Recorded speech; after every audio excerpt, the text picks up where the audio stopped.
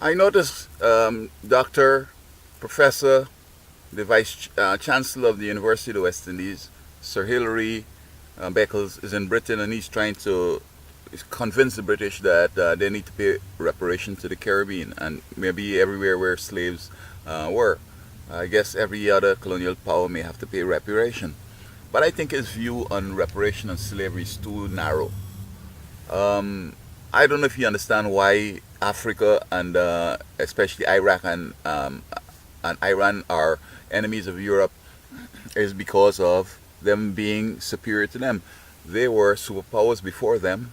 They learned almost everything they know from these three nations or places. And so their way of payback was to dehumanize them in various ways, but with the Africans in slavery. Now the question is, did the Africans, did the Iranians, and did the Iraqis enslave Europeans? And I could say yes.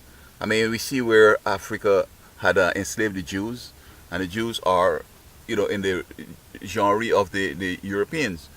And they might have had even some others from Germany and from Rome and from Italy and from other places, Greece and so on, that were working in Africa, and they were, working as it were slaves. Because whenever a power becomes a colonial power or a superpower, they seem to feel that the vanquished should serve them, as it were.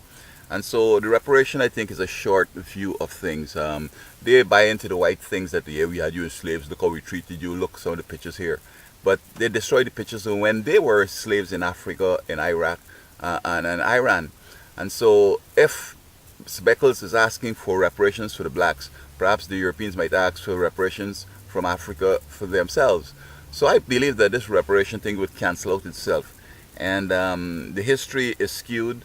The whites don't want to teach about when they were slaves in Africa. All they want to teach is when Africans were slaves in Europe and in the Caribbean.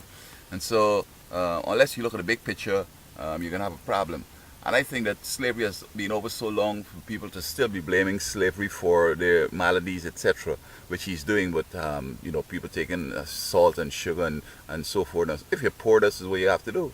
And the independence move was by some of these politicians in the Caribbean to engorge themselves. They got richer, the family got richer, they got power and so on. But as far as the people are concerned, as he's saying, that they're still suffering. And I don't know if colonialism continuing would have been a good thing forever. But the French have a different program, as opposed to the British. But nevertheless, I don't think that anybody owe blacks any reparation, because we owe them reparations also.